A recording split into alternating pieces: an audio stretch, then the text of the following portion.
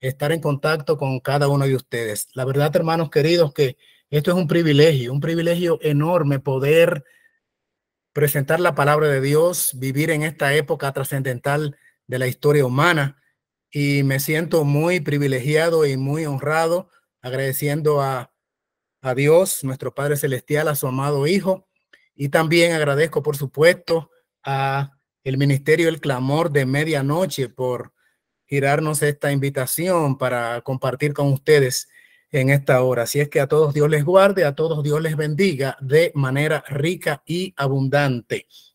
Antes de entrar en materia, en la presentación que he pedido a Dios que me permita compartir con ustedes, quiero usar un minutito, como me gusta decir a mí, un comercial de algo que ocurrió recién hace 3 o 4 horas.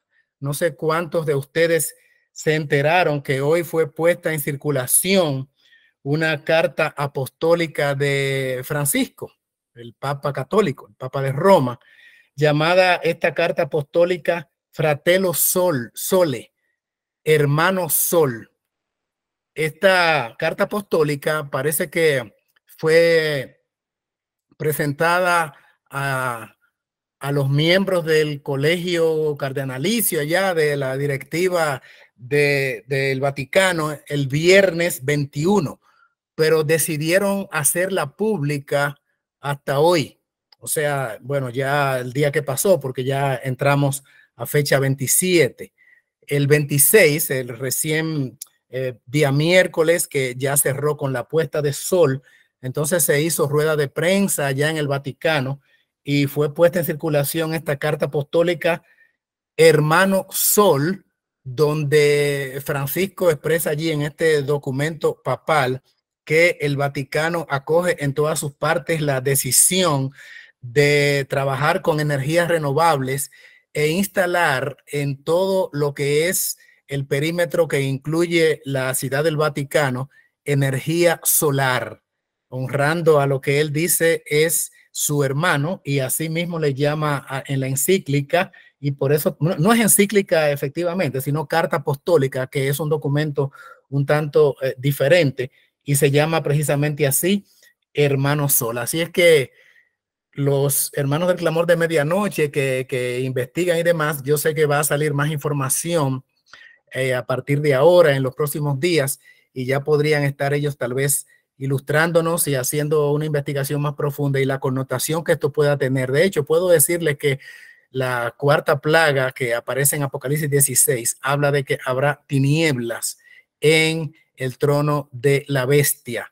Entendemos entonces que podría no estar brillando el sol en lo absoluto cuando llegue ese evento que está marcado en la profecía. De todas maneras, ellos están honrando al sol porque el domingo es el día del sol. Esto fue simplemente a manera de introducción, porque el mensaje de la fecha, como pueden ver en pantalla, es la inscripción en la pared. Y yo sé que cuando miran ustedes este título, la inscripción en la pared, rápidamente y correctamente viene a sus mentes la caída abrupta, el colapso del imperio babilónico. Y efectivamente así fue.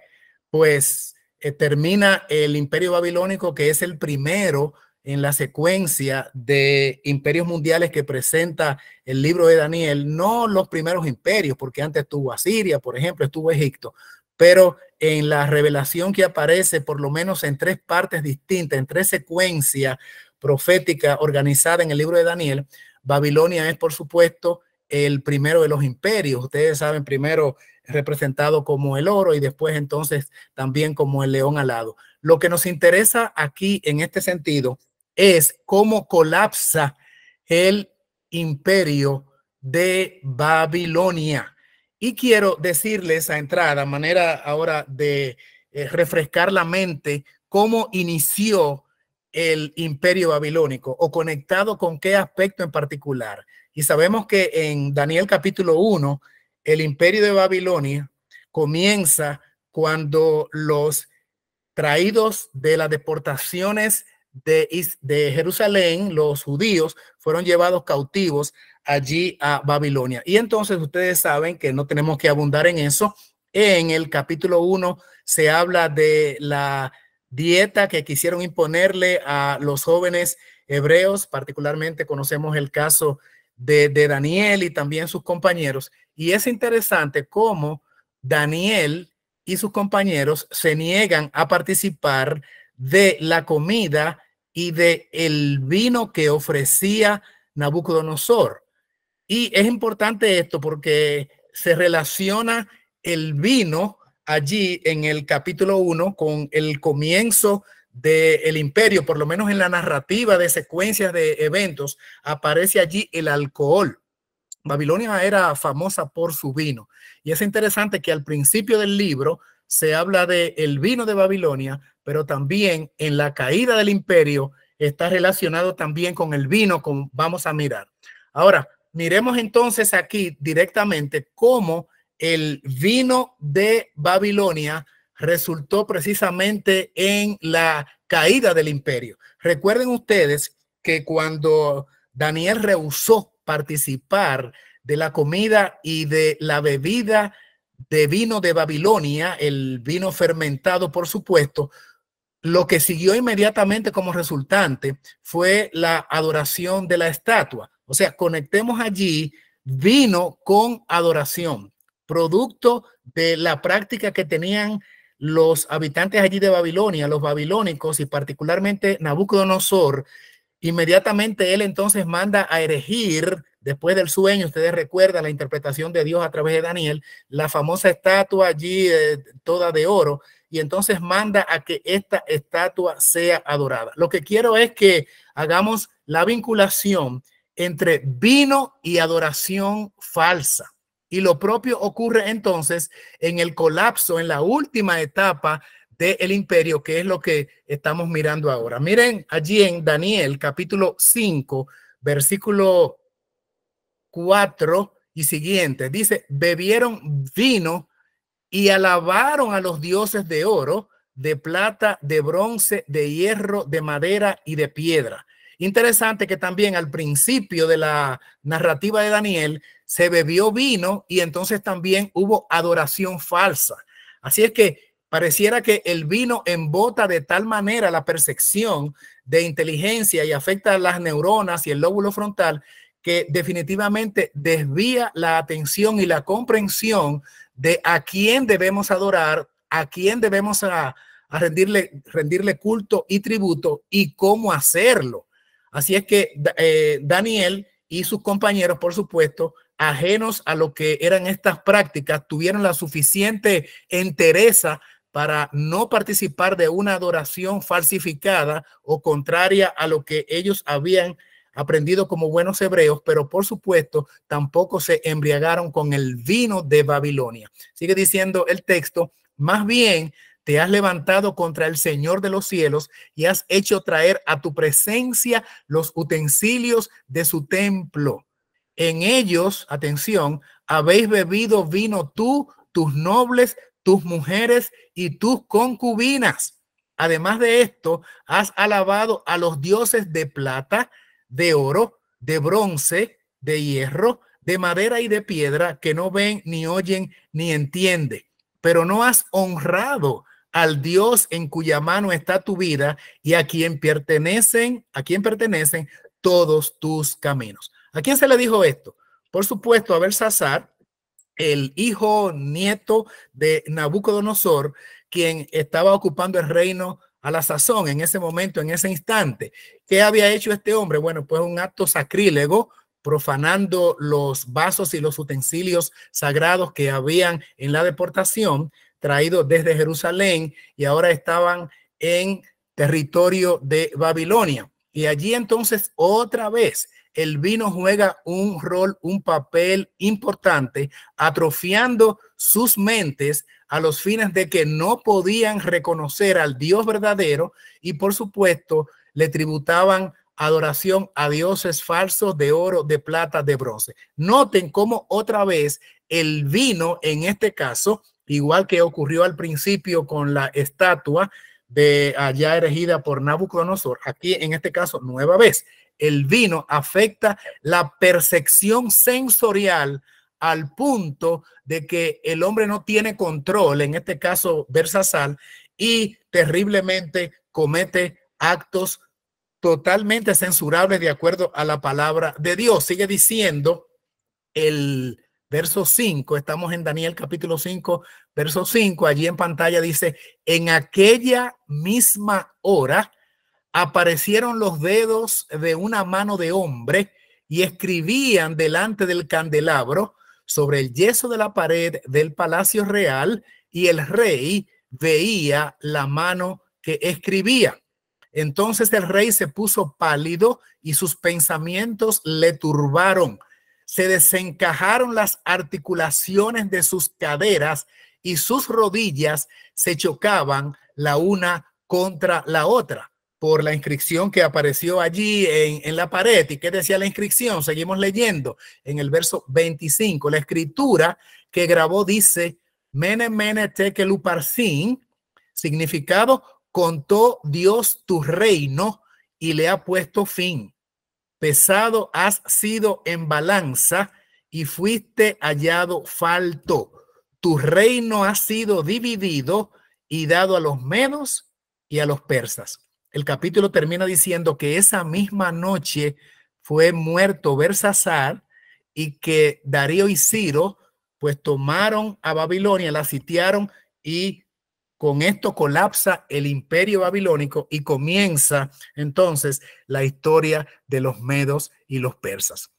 Hermanos y amigos queridos, aquí juega un papel importante el tema del vino de Babilonia y cómo esto afectó su percepción a los fines de no entender ni reconocer al Dios verdadero, ni siquiera acordarse, en el caso de Belsasar, que su abuelo, precisamente por el desafío directo a Dios, su arrogancia, por la persecución de que fueron objeto los siervos de Dios por parte de este rey malvado, pues fue llevado como bestia, dice la palabra de Dios, convertido en bestia al campo, y fue demudado su rostro y su condición de hombre por 7 tiempos, entiéndase, por 7 años. Él sabía eso, Belsasar sabía eso, y sin embargo, aún así, siguió con sus prácticas de uso de vino y también de falsa adoración. Traigo esto a colación porque entonces encontramos en Apocalipsis que todas las naciones de la tierra, y también dice la sierva de Dios, incluye por supuesto a las entidades religiosas, todas las iglesias, han bebido del vino del furor de su fornicación. Y a esta mujer ramera entonces en el Apocalipsis se le llama también Babilonia. Parece que el autor allí de el Apocalipsis, Juan, inspirado por el Espíritu Santo, no encontró otro símbolo para describir la condición en la cual estaría el mundo en la etapa final y la religiosidad barata, falsificada de la última etapa. Para compararla no se pudo encontrar otro símbolo, sino que llamarle también a ese sistema de falsedad Babilonia, que incluye, por supuesto, las doctrinas falsificadas, las doctrinas erróneas que llevan a un desconocimiento del Dios Altísimo y obviamente y por consecuencia a una falsa adoración. Y también, por supuesto, las prácticas contrarias a lo que es la ley de Dios y la vida totalmente licenciosa, amarillenta, decadente y ajena a los principios bíblicos. Todo esto como consecuencia de no tener el concepto claro de a quién adorar y cómo adorar. Por eso es que tenemos que relacionar o vincular la Babilonia ahora, no ya la Babilonia literal como nación, como imperio, sino la Babilonia espiritual. Igualmente está embriagada con vino. Y precisamente en este sentido, esa intoxicación alcohólica que tuvo la Babilonia antigua, famosa por su vino, donde sus principales líderes, el emperador o el rey Nabucodonosor, reyes, ¿verdad? Que eran precisamente los dignatarios, los magnates de la política, la economía y la religión, porque lo eran todo, pues fueron precisamente confundidos con intoxicación alcohólica. Y saben ustedes, hablando de intoxicación alcohólica. Una persona que se intoxica, vamos a decir, con un elemento químico, vamos a decir que por error alguien pues ingiere, digamos, gas, o por ejemplo un veneno que se use para las ratas o para fumigación, y por error aquella persona ingiere ese veneno. Ustedes saben que por lo menos mientras la persona esté consciente, la persona puede y sabe que fue intoxicada y hasta con qué producto fue intoxicado. Y si usted es una persona en esa situación que todavía está consciente, pero que está ya comenzando a convulsionar, posiblemente a enrojecerse su cuerpo, a sus ojos adquirir una tonalidad diferente. En algunos casos comienza la persona a botar espumarajos por la boca o a vomitar, pero la persona, mientras está consciente, sabe que está intoxicada y posiblemente hasta busque auxilio y acuda a un centro médico, a un lugar, un hospital, para que le pongan un antiveneno o algo que neutralice la sustancia que ha ingerido y que le ha producido intoxicación. Pero ¿sabían ustedes que una persona en elevado grado de intoxicación alcohólica, un ebrio, un borracho, esa persona no sabe que está borracha, no sabe que está intoxicado? Esto es interesante porque precisamente es lo que ocurre cuando miramos el cuadro en Apocalipsis con la intoxicación alcohólica. Noten que la Biblia no dice que están ebrios o que están, debo decir, intoxicados con cualquier sustancia, sino con vino, porque la intoxicación alcohólica tiene esa característica, que la persona está en esa condición y no sabe que está, porque usted le pregunta a un borracho ya de esos que están en condición que no pueden estarse en pie si está borracho y balbuceando y como él pueda va a contestar que no, que él está muy sobrio, que él está muy bien, que él no tiene un problema de embriaguez, cuando todos a su alrededor que no estén en esa condición sabrán que él sí está en un estado de alcoholismo serio y que está en un estado de embriaguez. Ahora, lo que me preocupa en este sentido de hacer la relación de la mano que aparece allí y diciéndole a Belsasar que el reino de Babilonia ha colapsado, que ha llegado a su fin, es que esto representó para los babilonios el fin de la gracia en lo que respecta a ellos como imperio y también como individuos, el fin de la gracia.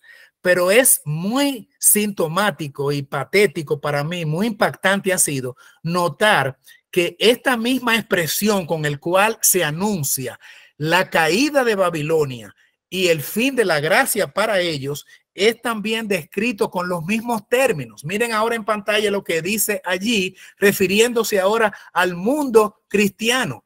Y voy un poquito más, no solamente al mundo cristiano, al profeso pueblo adventista. Leemos y dice: si no hacéis un esfuerzo especial para despertaros, si no manifestáis celo para arrepentiros, estos momentos áureos de oro brillante, como ocurrió con la Babilonia antigua, pasarán pronto y seréis, atención, pesados en la balanza y hallados faltos.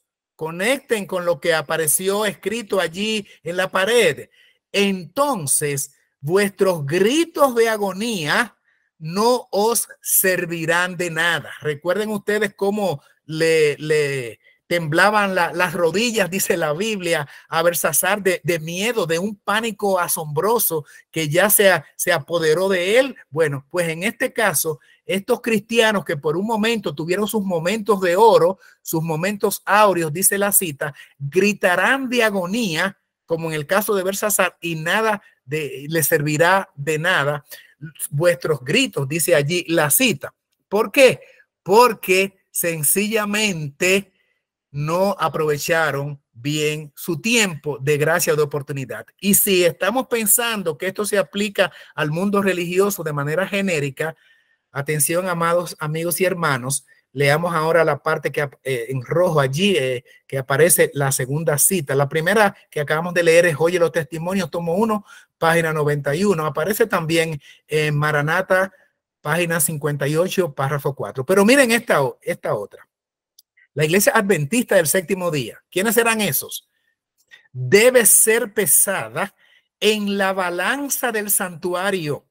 Balanza. Será juzgada conforme a las ventajas que haya recibido. Si su experiencia espiritual no corresponde a los privilegios que el sacrificio de Cristo le tiene asegurados, si las bendiciones conferidas no la capacitaron para cumplir la obra que se le confió, se pronunciará contra ella la sentencia hallada falta. Será juzgada según la luz y las ocasiones que le fueron deparadas. Esta cita aparece en Evento de los Últimos Días, la página 61, el primer párrafo. O sea, mis queridos hermanos, que precisamente la misma experiencia dramática por la que atravesó Babilonia con su rey Belsasar, cuando de manera profana hizo aquel acto sacrílego y apareció la mano diciendo que ha sido pesado en balanza y hallado falto, y que hasta ahí llegaba su gracia, porque ese mismo día terminaba ya su periodo de gobierno y Babilonia como imperio terminaba en ese momento. Lo propio habría de ocurrir, de acuerdo a esta cita, con la iglesia adventista, que debe ser pesada en la balanza del santuario. Y aquí menciona la palabra santuario, y voy precisamente a adentrarme ahora a hacer la explicación siguiente. En respecto al santuario, que allí se grafica de manera interesante el plan redentivo a través del cual el Cristo crucificado, que vivió sin pecar, el Cristo crucificado, resucitado, ascendido al cielo y próximo a venir, completa el plan redentivo trazado desde antes de la fundación del mundo, pues ha sido presentado a través del santuario. Y eso lo conocemos los adventistas. Y si a un niñito le preguntaran, que está relacionado con el adventismo desde bien chico, porque allí le enseñan, ¿verdad? Y le preguntaríamos, él podría responder, ¿cuáles son las partes del santuario? El niño podría decir, bueno, está el atrio, el lugar santo y el lugar santísimo. Y la respuesta es totalmente correcta, porque eso es un ABC que nosotros conocemos. Ahora, debo decirles lo siguiente. El plan de redención presentada por la figura del santuario tenía por objeto que el pecador entendiese lo odioso del pecado con la presentación diaria de animales en el altar del sacrificio, todo ese derroche que se hacía allí, toda esa emanación de sangre, un espectáculo para nada agradable, pero la intención era precisamente hacerles ver lo odioso que era el pecado. Y debo decirles esto ahora, porque vamos a mirar unas gráficas muy interesantes.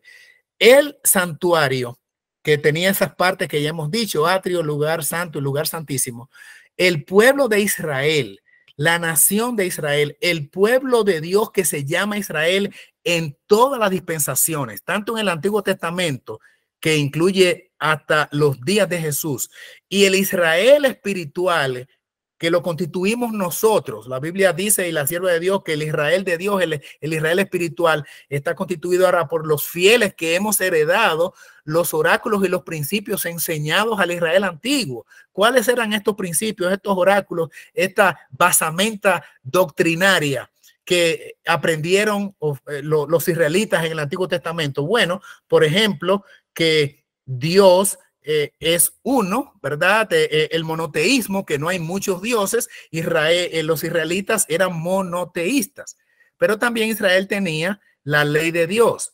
Hoy el Israel espiritual también es monoteísta, por lo menos en principio, y también tenemos la ley de Dios. Los israelitas literales, los que ocupan hoy geográficamente la zona de Palestina, allá en Jerusalén, los judíos de sangre, ellos también tenían el sábado.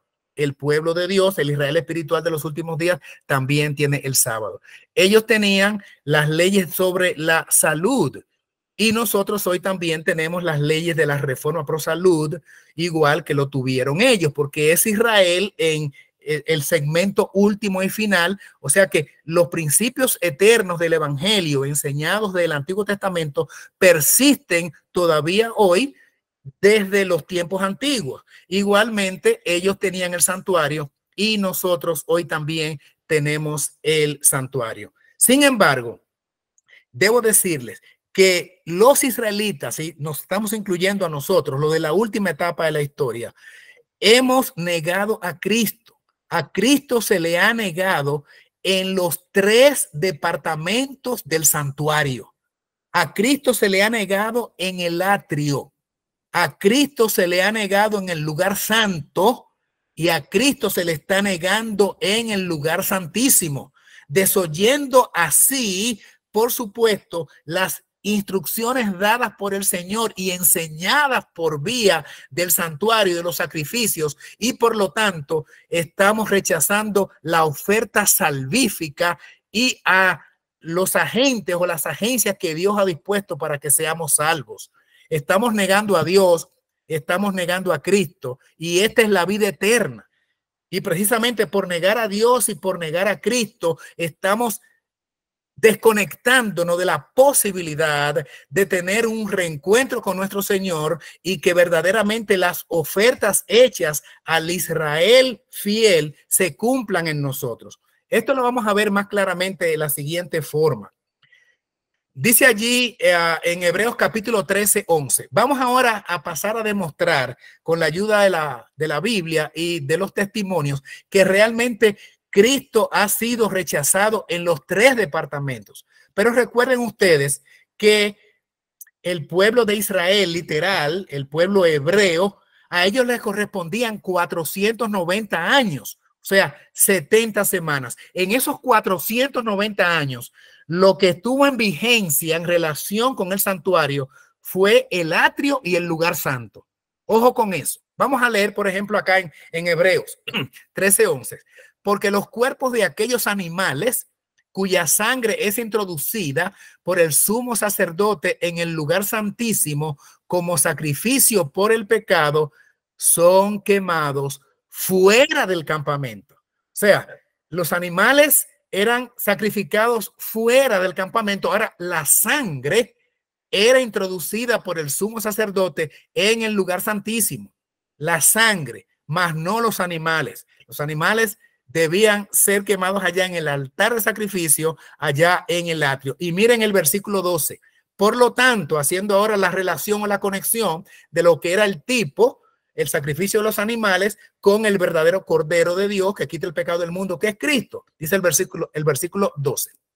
Por lo tanto, también Jesús padeció fuera de la puerta de la ciudad para santificar al pueblo por medio de su propia sangre. O sea, el sacrificio de Cristo fue rechazado en el atrio. ¿Quiénes sacrificaron a Cristo? ¿Quiénes hicieron matar a Cristo? Bueno, los romanos, por supuesto, lo colgaron en la cruz porque era el poder político dominante en ese tiempo.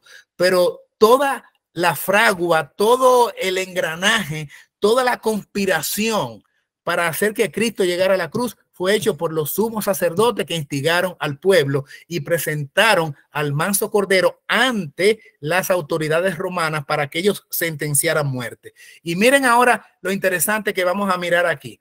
Ustedes saben que en el evangelio, los 4 evangelios, Mateo, Marcos, Lucas, Juan, los primeros 4 libros del Nuevo Testamento, pues hay, por ejemplo, parábolas o milagros de Cristo o incidentes de la vida de Cristo que aparecen en uno de los evangelios. En algunos casos, muchas de las vivencias de Cristo y su ministerio terrenal aparece en 2 de los libros del Nuevo de los evangelios. En algunos casos aparecen acontecimientos de la vida de Cristo en 3 evangelios.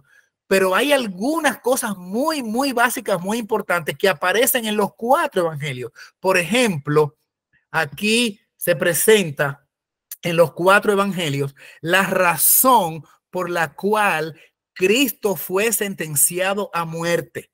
Lo podemos ver de Mateo hasta Juan y vamos a mirar esos ejemplos. Dice allí Mateo capítulo 26, verso 63.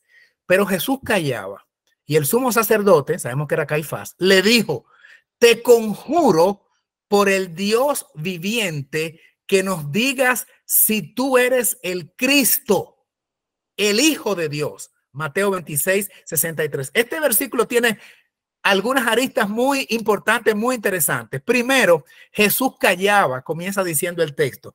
Es interesante porque en el interrogatorio que se le hace a Cristo, se llevan muchos testigos falsos y hubo muchos cargos que presentaron a Cristo sobre los cuales él en lo absoluto presentó ninguna disculpa, ninguna explicación y quedó en mutis, en total y completo silencio. Que él dijo que en 3 días destruía el templo y lo volvía, si en 3 días se destruía el templo, en 3 días él lo reconstruía. Cristo callado.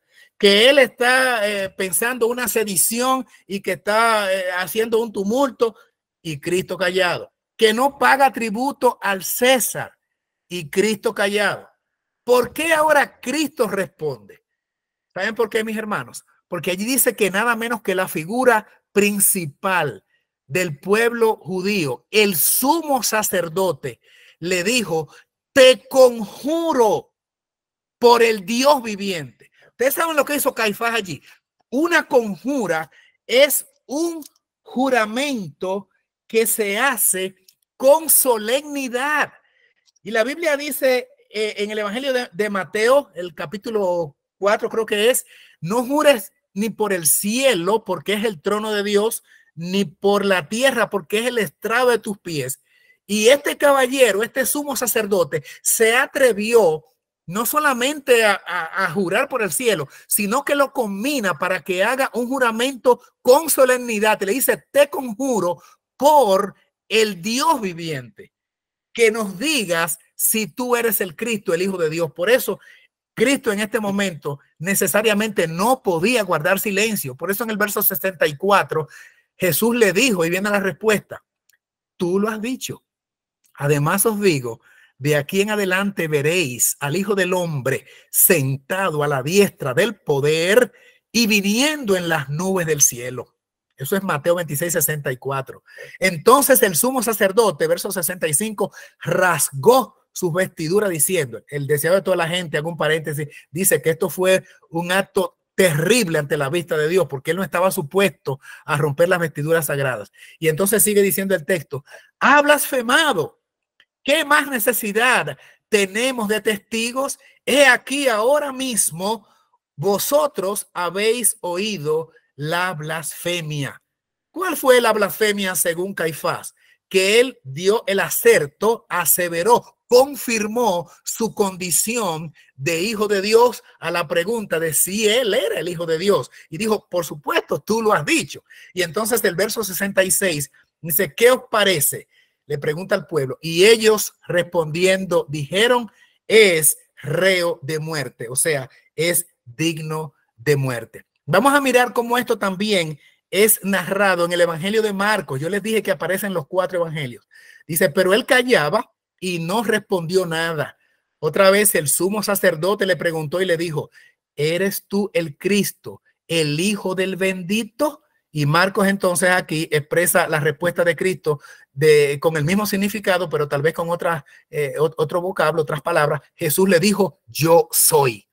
Entonces el sumo sacerdote rasgó su vestidura y dijo: ¿qué más necesidad tenemos de testigos? Vamos a mirar ahora cómo los rinde Lucas, el mismo acontecimiento. Bueno, antes allí está el otro texto de Marcos que me iba a saltar. Dice el 64, vosotros habéis oído la blasfemia, ¿qué os parece? Y todos ellos le condenaron como reo de muerte. Ahora sí vamos a Lucas. Le dijeron todos: entonces, ¿eres tú hijo de Dios? Y él les dijo: vosotros decís que yo soy. Lucas 22, 70 y el versículo 71. Entonces ellos dijeron: ¿qué más necesidad tenemos de testimonio? Porque nosotros mismos lo hemos oído de su boca. Finalmente, el Evangelio de Juan también lo refiere en el capítulo 19. Cuando le vieron los principales sacerdotes y los guardias, gritaron diciendo: crucifícale, crucifícale. Les dijo Pilato: tomadlo vosotros y crucificadle, porque yo no hallo ningún delito en él. Vamos al versículo 7. Estamos en Juan 19. Los judíos le respondieron: nosotros tenemos una ley y según nuestra ley él debe morir porque se hizo a sí mismo hijo de Dios. Así es que, hermanos amados, de todos los cargos que se le presentaron en este falso juicio en el tribunal improvisado en una noche y las primeras horitas de una mañana del día de la Pascua, de todos estos cargos, ninguno prosperó, sino solamente el cargo. Él dice que es hijo de Dios. Por lo tanto, debe morir. Se hizo a sí mismo hijo de Dios. Aquí vemos cómo los judíos están rechazando a Cristo en el atrio, donde leímos antes que él debía morir, en el atrio, fuera de las puertas, fuera de los muros. Ahí murió Cristo representando el atrio, porque ustedes saben que en el santuario, en el tabernáculo real levítico, pues no estaba el lugar del sacrificio dentro del santuario en sí, ni en el lugar santo, ni en el lugar santísimo, sino allá a la entrada en el patio. Pues lo propio ocurre ahora con Cristo. Es muerto en el atrio y rechazado por los judíos, quienes no aceptan su condición de hijo de Dios. Precisamente por eso lo llevan a la cruz y dicen que es digno de muerte por él establecer su condición legítima de ser hijo de Dios. No se mira muy bien aquí en la gráfica de la profecía de los 2300 años, tardes y mañanas, que quiere decir años, y llevada, por supuesto, esos días al cómputo profético de día por año, de acuerdo a la manera de contar estos periodos proféticos, número 1434, Ezequiel 4:6. Pero lo que sí podemos apreciar posiblemente es que los primeros 490 años, entiéndase las 70 semanas, estaban determinadas, como dice Daniel 9, estaban chatak, dice el hebreo, estaban apartadas del conteo grande de los 10.300 años y correspondían 490 años a los judíos.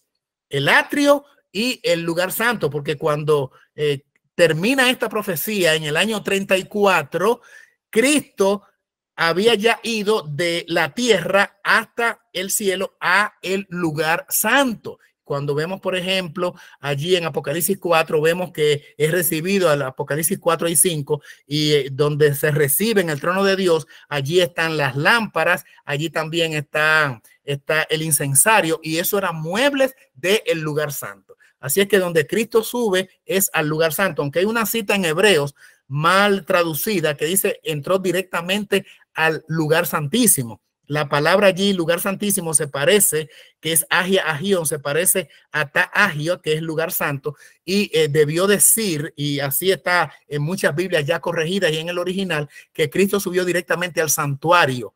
Cristo subió directamente a lugares santos, pero algunas Biblias los rinden como que entró al lugar santísimo, lo cual no es exacto. Lo importante aquí es saber que tanto el atrio como el lugar santo corresponden o correspondieron a el pueblo israelita literal, el pueblo allá judío de Palestina, la nación donde Cristo nace. Esos 490 años que incluye el ministerio de Cristo en el atrio donde murió, en el lugar santo donde ascendió después de su resurrección, corresponde a los judíos. Ahora, estamos diciendo que Cristo fue rechazado por los judíos tanto en el atrio como lo hemos visto en su crucifixión, pero también en el lugar santo. ¿De qué forma los judíos rechazaron a Cristo en el lugar santo y no lo aceptaron como el mediador, como el Hijo de Dios? Miren el caso que presenta Hechos capítulo 7, versículos 54 y siguientes, allí con el discurso magistral del diácono Esteban, primer mártir registrado en las Escrituras.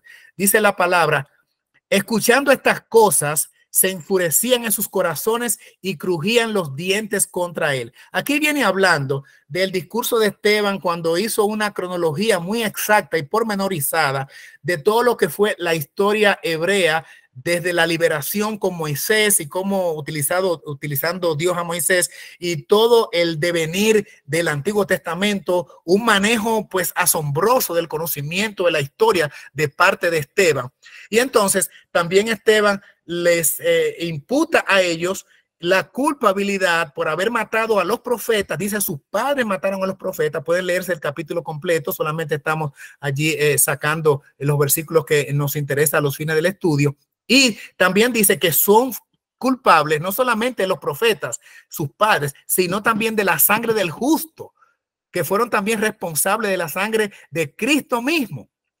Pero Esteban, lleno del Espíritu Santo y puesto los ojos en el cielo, vio la gloria de Dios y a Jesús que estaba de pie a la diestra de Dios. Es interesante cuando usted lee el capítulo y nota que ellos estaban muy enojados con el sermón, el discurso de Esteban, porque los estaba incriminando. Directamente los presentó como los causantes de haberse alejado de Dios, les dijo desobediente, les dijo de dura cerviz, les dijo un término que los judíos no soportaban, les dijo, ¿saben qué? Incircuncisos de corazón. Decirle a un judío incircunciso era, bueno, un insulto de manera directa y literal. ¿Por qué? Porque eso implicaba que ellos no pertenecían a la casta real proveniente de Abraham, de Isaac y de Jacob. Eran gentiles. Solo los gentiles eran incircuncisos en su comprensión de la cultura hebraica. Así es que Esteban allí les dice incircuncisos de corazón. Y el texto entonces dice que crujían de rabia o de enojo los dientes contra él. Sin embargo, es interesante que con todo y eso, le permitieron a Esteban seguir con su declaratoria, con su exposición, con su sermón, con su discurso, con todo y lo enojado que estaban, con todo y que crujían los dientes. Pero ahora ocurre un evento en el versículo 55 y allí en letras rojas. Vio Esteban en visión, allí se le presenta, o sea, no en visión, sino que se le permite tener acceso a el trono de Dios en el lugar santo. Y dice, vio la gloria de Dios. ¿Y a quién más, mis hermanos? Y a Jesús que estaba de pie, ¿en qué posición? A la diestra de Dios. El trono de Dios se le presentó a Esteban y se vio allí la deidad que ejerce en favor nuestro, los ejecutantes del plan redentivo, el Padre con toda su gloria y a Jesús, su Hijo, a su diestra. Y ahora Esteban dice que Jesús, a quien ellos crucificaron y a quien Esteban está diciendo que fueron culpables de esa sangre, resulta que Esteban confirma que está resucitado porque ahora está en el cielo, nada menos que en el trono de Dios, nada menos que a la diestra del Padre.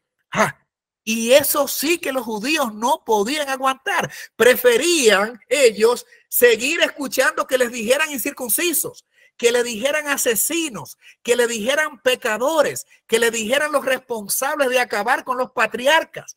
Todo eso de mala gana aceptaron ellos.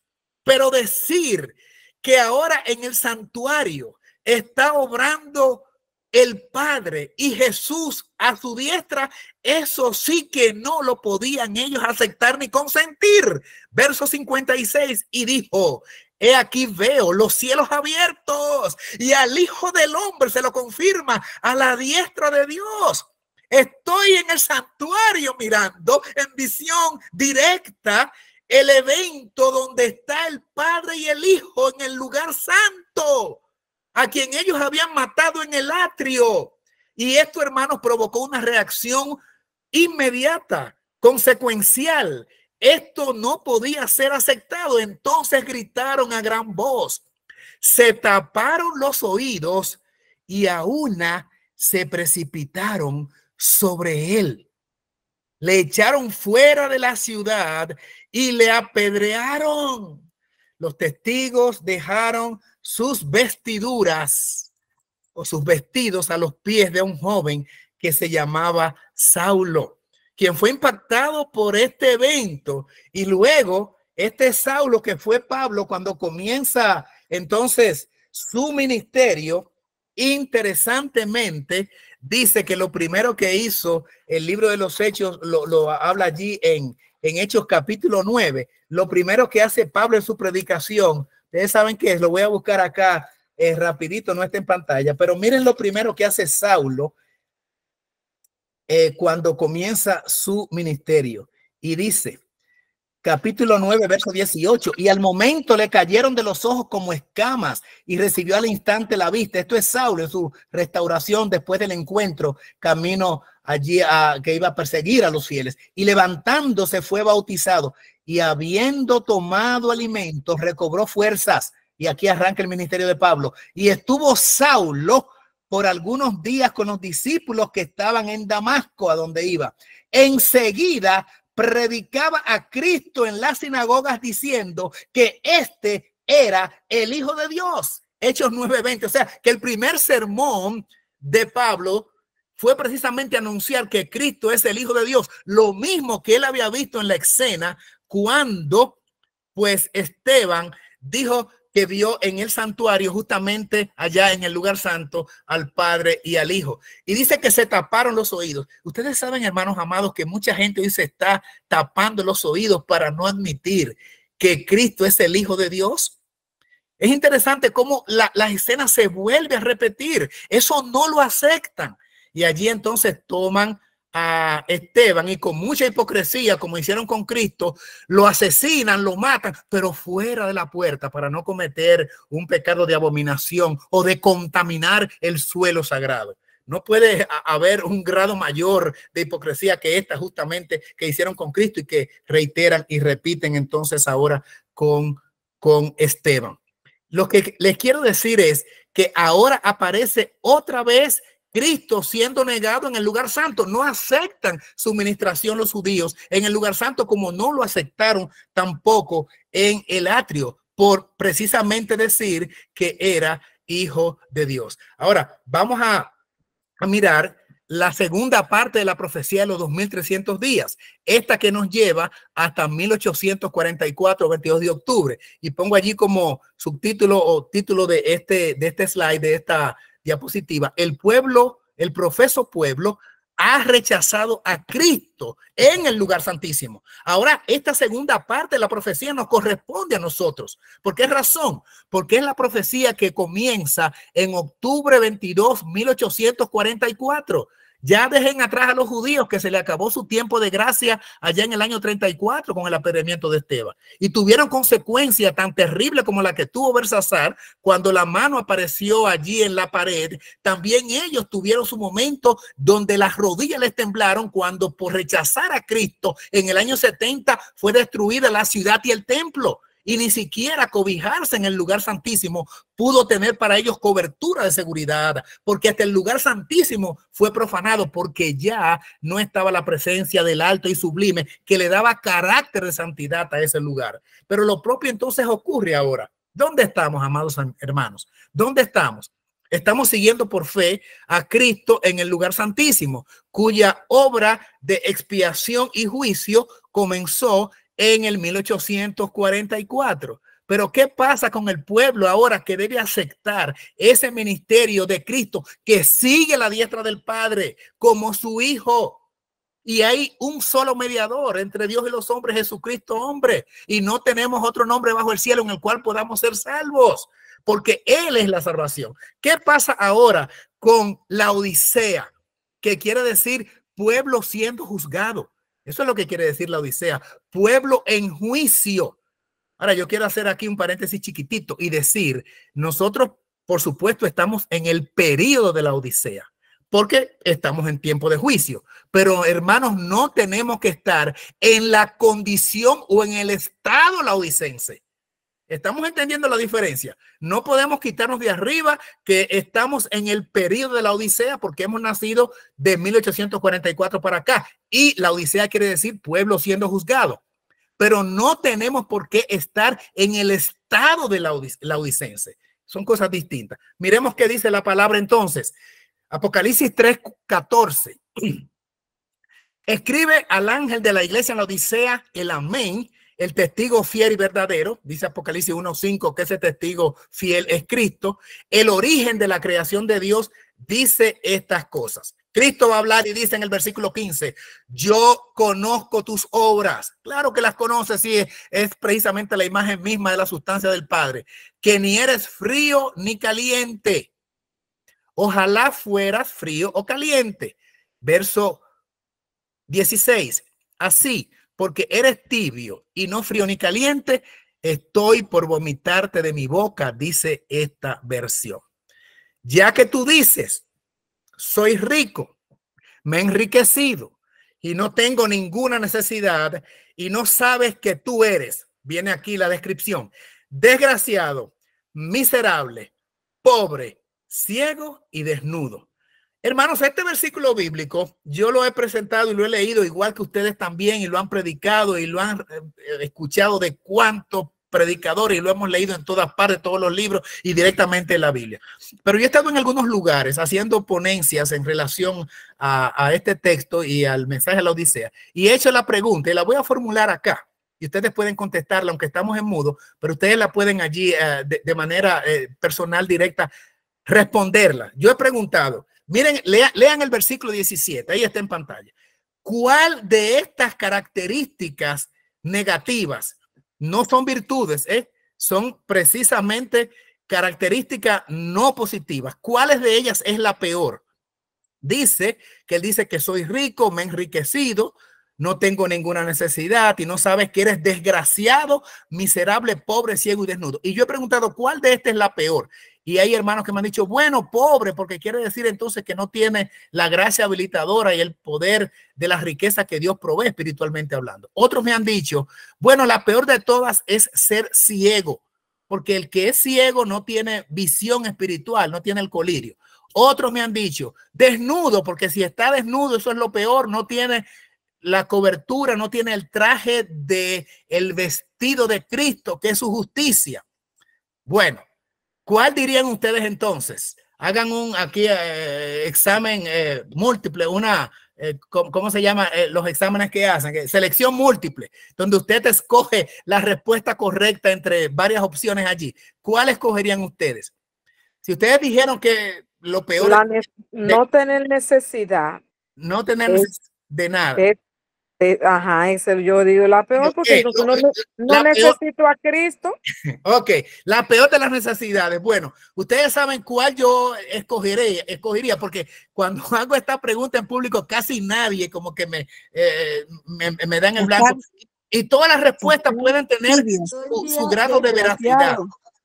Pero desgraciado, dice alguien, desgraciado. Bueno, miren, vamos a contestar allí la pregunta. Lo peor de todo que aparece allí es que el laodicense no sabe que está en esa condición. Ustedes saben por qué el hijo pródigo, el menor, pudo llegar a casa del padre, porque admitió su condición, se dio cuenta de su estado, sabía que estaba deseando la comida de los puercos, sabía que su papá era bueno y que trataba bien a los empleados, sabía que allí tenía una herencia que podía disfrutar, sabía que tenía comida en abundancia y todo tipo de cuidado, y que su padre era benévolo y que de alguna forma lo recibiría, lo sabía. Pero el hijo mayor no estaba claro con las condiciones de su padre y lo consideraba un tirano, un injusto, que hacía fiesta para un pecador como su hermano menor. De hecho, no lo consideraba como su hermano, sino que dijo, este tu hijo, será hijo tuyo, hermano mío no es, será tu hijo que ha venido y tú le das ese trato. No sabía que él estaba más perdido que el verdadero pródigo. Hermanos queridos, el peor de los pecados es el orgullo, porque no conoce, no admite que tiene una condición determinada. Si bien es cierto que es terrible ser desgraciado, ser miserable, ser pobre, ciego y desnudo, lo peor de todo es tener esas malas características y no saber que las tiene, porque si no tienes necesidad de médico, no acudes a él. El pecador y enfermo es que acude buscando solución a sus males. Pero la persona que está inmersa en sus delitos y pecados, desconociendo el plan salvífico y no reconociendo la labor de acción redentiva del Padre y el Hijo, está en una condición deplorable porque no sabe que está así.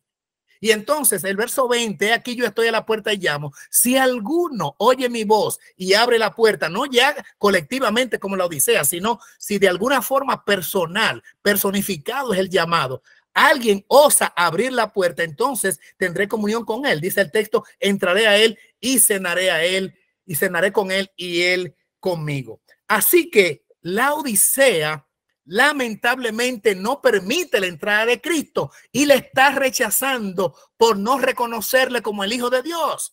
Y vamos a ver ahora qué dice aquí en Ezequiel 9:4, refiriéndose al pueblo de Dios. Dice la sierva de Dios que este acto de juicio y de sellamiento que aparece en Ezequiel es el mismo que aparece en Apocalipsis capítulo 7. Y ustedes saben qué pasa allí en esta descripción. Dijo Jehová, pasa por en medio de la ciudad, por medio de Jerusalén, y pone una marca en la frente a los hombres que suspiran y gimen a causa de todas las abominaciones que se hacen en medio de ella. De Jerusalén, recuerden, el pueblo de Israel, el pueblo judío. Y a los otros les dijo a mis oídos, pasad por la ciudad detrás de él, matad vuestro ojo, no tenga lástima ni tengáis compasión. ¿A quién, hermanos? Viejos, jóvenes, muchachas, niños, mujeres, terminarlo.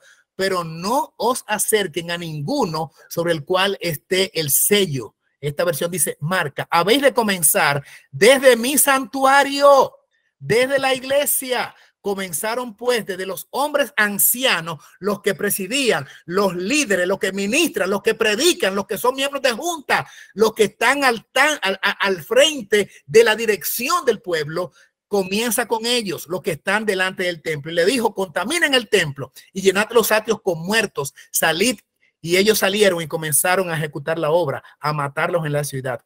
Y aconteció que mientras los mataba, yo me quedaba solo, me postré sobre mi rostro y clamé diciendo, esto es Ezequiel, ay Señor Jehová, vas a destruir todo el remanente de Israel al derramar tu ira sobre Jerusalén. De acuerdo a la visión de Ezequiel, pareció que nadie, prácticamente nadie era exento, no había excepción en esta matanza porque él no alcanzaba a ver quiénes fueron dejados vivos, porque la matanza era colectiva.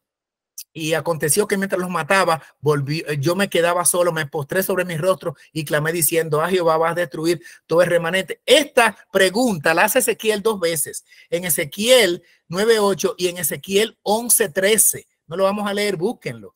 También pregunta lo mismo. Señor, no va a quedar nadie, es a todos los israelitas que vas a matar. Señores, a todos los adventistas, no habrá un pequeño segmento, un segmento poblacional que pueda escapar de este juicio tan directo, de esta mano escribiendo en la pared, pesado ha sido en balanza, arrasa con todos. El versículo 23, que tampoco lo vamos a mirar, dice que allí en Ezequiel 11:23, que se dice, sácalo y llévalos fuera, llévalos a el campo, precisamente. Léanselo allí en Ezequiel 11:23. Y entonces Ezequiel 14:22 dice, sin embargo, he aquí, en respuesta a la pregunta de Ezequiel, porque el Señor le insistió, dos veces le pregunta, ¿es todo el mundo que va a ser hecho muerto? Entonces dice el versículo 22 de Ezequiel 14, sin embargo, he aquí, quedará en ella un remanente, hijos e hijas, que serán llevados fuera.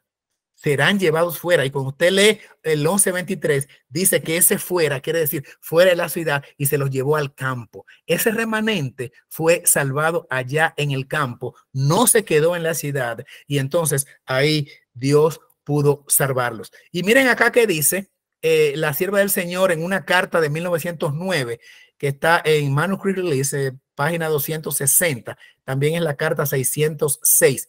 Estudien el capítulo 9 de Ezequiel.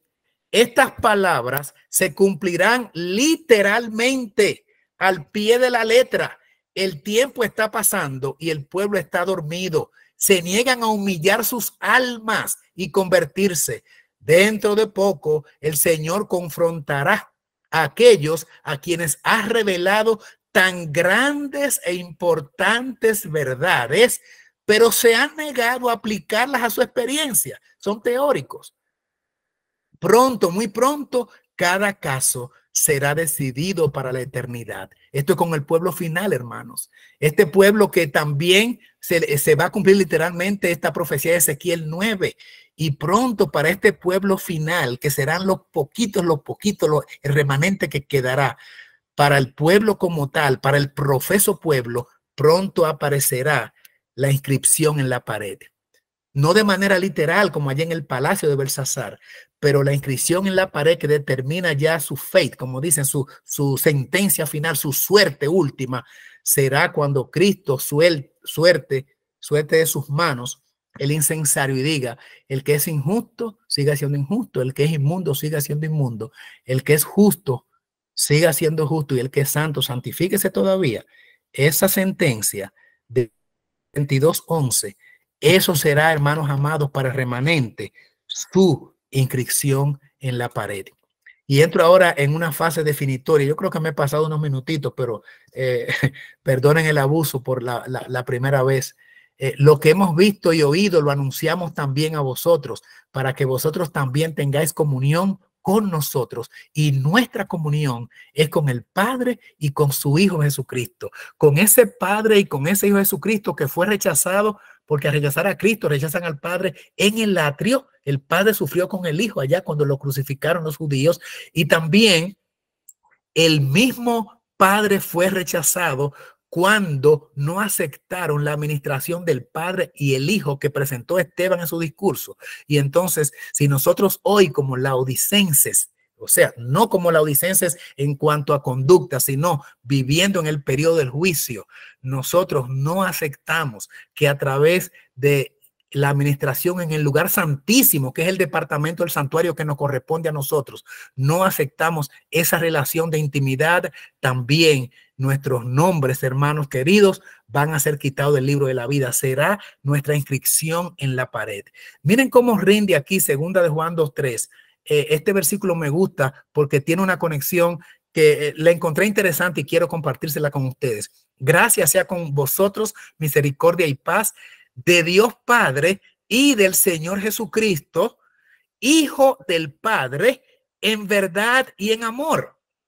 El Padre es verdad, por supuesto que Él es verdad. Dice el libro de Romanos capítulo 3 versículo 4, sea Dios veraz y todo hombre mentiroso. Pero Cristo también es la verdad y la vida.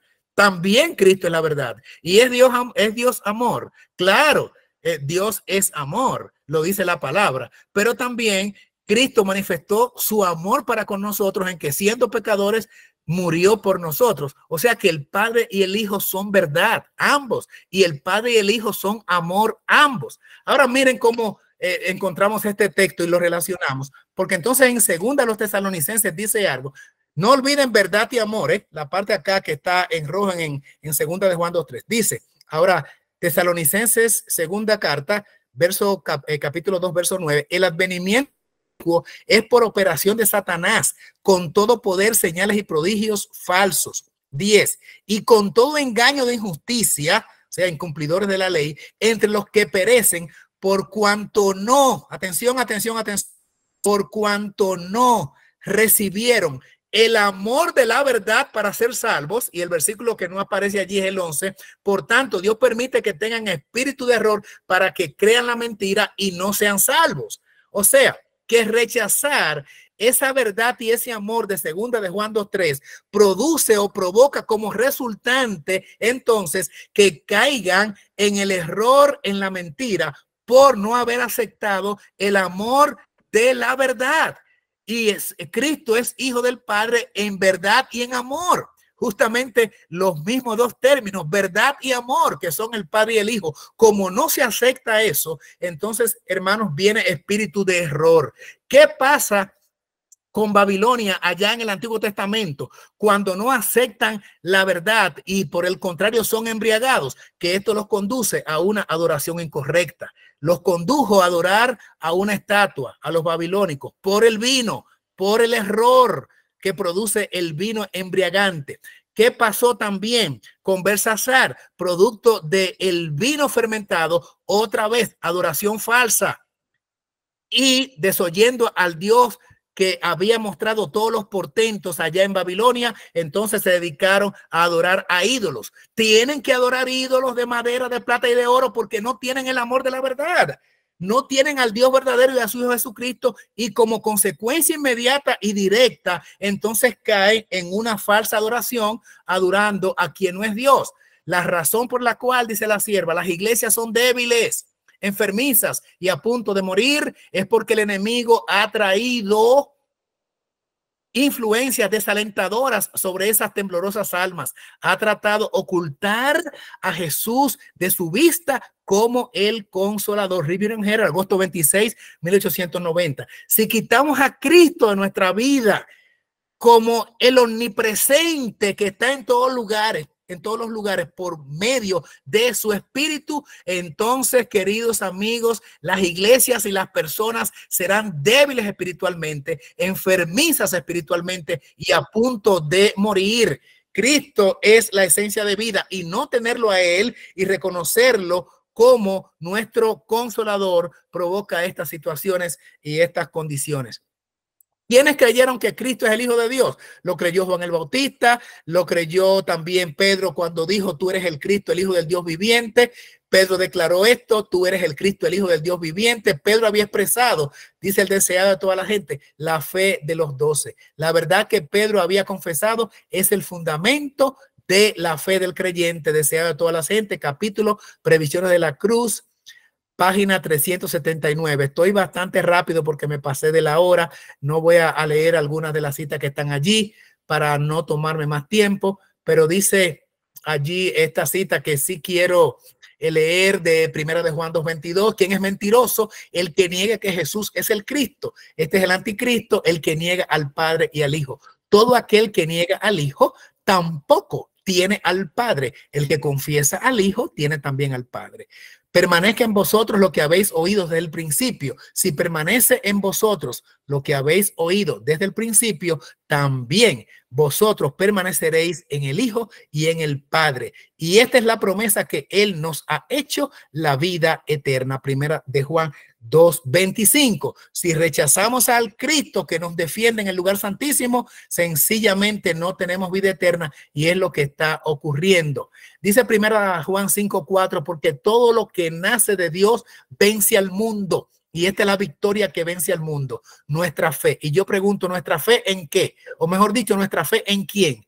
El versículo 5 responde: ¿quién es el que vence al mundo? Sino el que cree que Jesús es el Hijo de Dios. Hermanos, brevemente aquí este comentario. La Biblia dice en Mateo 24 que hay muchos Cristos, pero uno solo Cristo, de acuerdo a la Biblia, es el que da victoria. Y Primera de Juan 5:5 que dice que el que vence al mundo y por extensión el pecado y al diablo, este vencedor es el que cree que Jesús es el Hijo de Dios.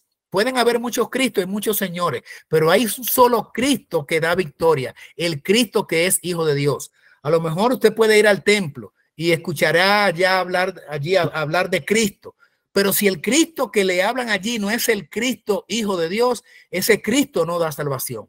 Así que es posible que estemos adorando en un grupo de personas, aún en un templo, y posiblemente tenemos diferentes Cristos. Porque si usted tiene el Cristo de la Biblia, ese es el Cristo que es Hijo de Dios, el que da victoria, el que vence al mundo, y que es nuestra fe en Jesús. ¿Y quién es ese que da la fe, que vence al mundo? El Cristo que es Hijo de Dios. Dice la sierva en Cada Día con Dios, un matinal, en la página 367, cuando leo en la Biblia cuántos no quisieron creer que Cristo era el Hijo de Dios, ella dice: el corazón se me llena de tristeza. Leemos que hasta sus propios hermanos rehusaron creer en él. Ustedes saben también que 3 veces presentó Cristo, o sea, el Padre, testimonio de que Cristo era su Hijo. En ocasión del bautismo: este es mi Hijo amado en el cual tengo complacencia. En la transfiguración en el monte: este es mi Hijo amado en quien tengo complacencia, a él oíd.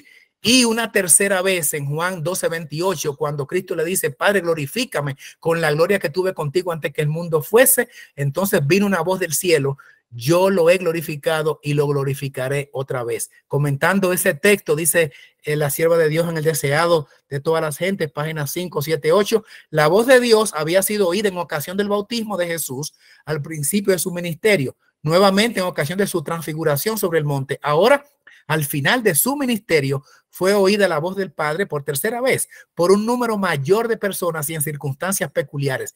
Era la evidencia culminante de su carácter de Mesías, que quiere decir ungido por el Padre, la señal del Padre de que Jesús había dicho la verdad y era el Hijo de Dios.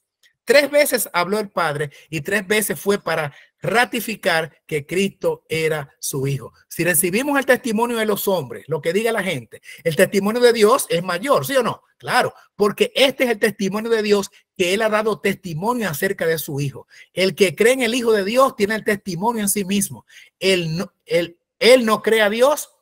El que no cree a Dios le ha hecho mentiroso porque no ha creído en el testimonio que Dios ha dado acerca de su Hijo. Y este es el testimonio que Dios nos ha dado, vida eterna. Y esta vida está en su Hijo. La vida eterna no es cualquier Cristo que la da. No es cualquier Jesús. Tiene que ser el Cristo que es Hijo de Dios. Y el que dice que Cristo no es Hijo de Dios, entonces hace al Padre mentiroso, porque el Padre 3 veces dio testimonio. Y entonces, ¿qué vamos a decir? No, el Padre estaba equivocado. Este es mi hijo amado, dijo el Padre. No, es un hijo por una metáfora. Esto es un rol, un papel. Es una metáfora que se está utilizando. Es un juego, una figura. No es literal. Ah, hermanos amados, estamos haciendo a el Padre mentiroso.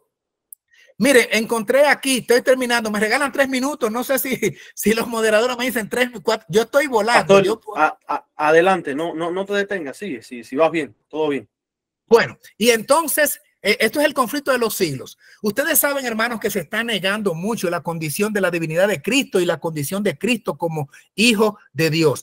Lo interesante es que la gente lo va a estar diciendo y parece que muchos creyentes, por lo menos nominales o profesos, lo estarán diciendo hasta que Cristo venga por segunda vez. Porque miren qué pasa. Cuando Cristo venga por segunda vez, en el capítulo 41 del conflicto de los siglos, la liberación del pueblo de Dios, mucha gente creyente en las escrituras, profesos cristianos, esto es lo que van a decir. Esto es lo que la profeta vio en visión y lo plasmó allí en una cita que dice, leemos. Y entonces se levanta un grito de agonía mortal, versasal, más fuerte que los gritos de sea crucificado, que resonaron por las calles de Jerusalén cuando se dijo así. Ahora Cristo viniendo, ¿verdad? Estalla el clamor terrible y desesperado. Es el Hijo de Dios. Es el verdadero Mesías. Tratan de huir de la presencia del Rey de Reyes. Los hermanos que sí lo van a reconocer. Todo el que está negando eso y diciendo que es un papel, que es un rol, que es una función, que es una metáfora, que no es literal, que solamente fue dentro del plan redentivo. Eso es para que nosotros entendamos el mucho amor que nos tiene y presentó la figura de un padre para con su hijo. Pero ahora van a decir, es el verdadero Mesías. Mesías quiere decir el Mesías, el ungido. ¿Ungido por quién? Ungido por el Padre. El Espíritu de Dios está sobre mí, dice Isaías, y lo confirma Lucas capítulo 4. Eso es Mesías, el ungido por el Padre. Lo interesante es que esta declaración de reconocimiento o admisión de que Cristo es el Hijo de Dios no solamente se va a decir cuando Cristo venga por segunda vez.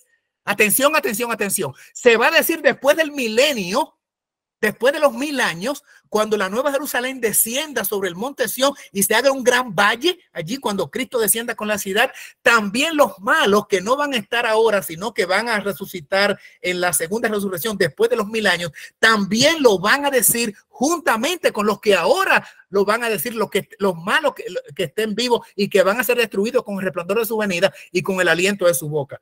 Miren entonces aquí lo que dice Isaías 45:23, nos quedan 5 minutos.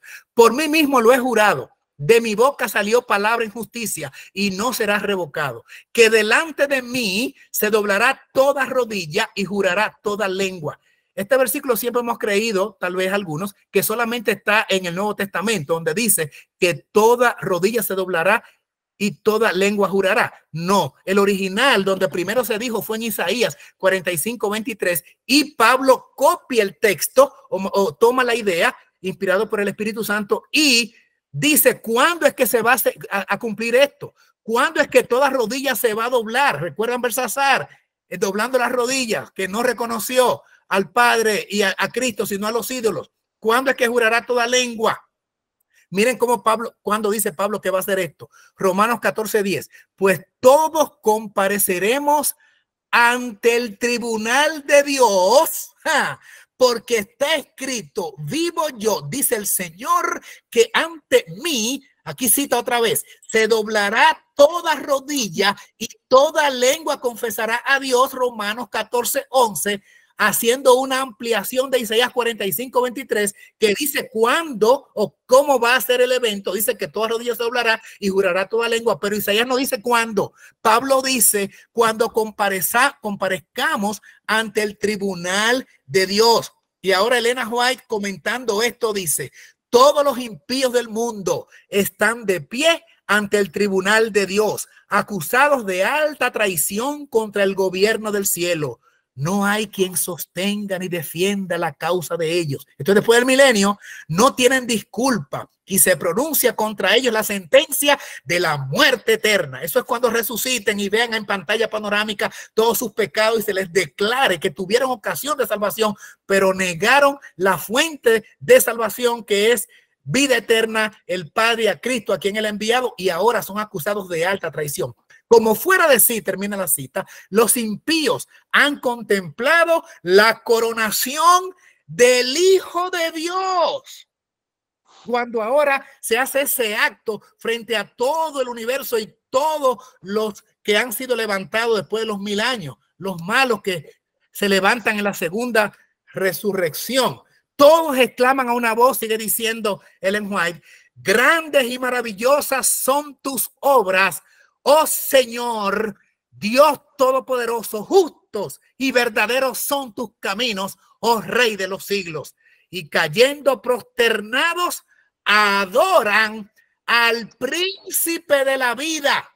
Oh hermanos, y al caer de rodillas ante el gran tribunal, ¿qué es lo que dicen? Y ahora se cita Filipenses 2:10, que otra vez Pablo vuelve a citarlo, no solamente en Romanos, no solamente Isaías. Ahora Filipenses 2:10 añade un detalle importantísimo: para que en el nombre de Jesús, todo es en el nombre de Jesús, en el nombre de Jesús se doble toda rodilla de los que están en los cielos, en la tierra y debajo de la tierra. Verso 11, poderoso: y toda lengua confiese que Jesucristo es el Señor, para gloria de Dios Padre. Todo el mundo va a decir eso.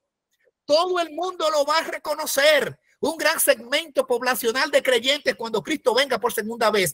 Pero todos los perdidos, finalmente, lo último que dirán antes que comience a caer la sentencia de fuego con azufre que los destruya a todos, y ese mismo fuego purifica la tierra, lo último que dirán, hermanos amados, será con las rodillas en el suelo, porque toda rodilla se doblará, y toda lengua confesará que Jesucristo es el Señor, porque al Padre le plació hacerlo Señor y Cristo, que Jesucristo es el Señor, el ungido por el Padre, para gloria de Dios Padre. Eso lo dirá todo el mundo, aún lo que hoy están diciendo que es de mentirita, la relación del Padre y el Hijo. Para aquellos que están diciendo que es sencillamente una figura gramatical llamada metáfora, que es una ilustración que se utiliza para representar algo que no es verdadero. Todos los que dicen que es una función, que es un papel, que es un rol, en la venida de Cristo dirán: verdaderamente es Cristo el Hijo de Dios, y otra vez después de los 1000 años volverán otra vez a decirlo. Amados, estas cosas han sido escritas para que creáis que Jesús es el Cristo, el Hijo de Dios, y para que creyendo tengáis vida en su nombre. Juan 20:31. Los hermanos que están estudiando este tema, esperamos que de alguna forma sea sustancioso para ustedes, que el Espíritu Divino, que está invisible, que son los 7 espíritus regados por toda la tierra, los 7 ojos de Dios, porque lo miran todo y tienen la capacidad de omnipresencia. Cristo despojado de su naturaleza humana, ahora actuando en tu corazón por la naturaleza divina o espiritual, y es por ese medio como Él mora en tu corazón, que puedas entender que estas cosas han sido escritas para que creas que Cristo de verdad es, que Jesús es el Cristo en verdad y en amor, o sea, el ungido por el Padre, el Hijo de Dios, y para que creyendo tengáis vida en su nombre, porque el Cristo que da vida eterna y que da salvación es el Cristo, Hijo de Dios. El Señor te bendiga rica y abundantemente. Maranata, Cristo ya viene.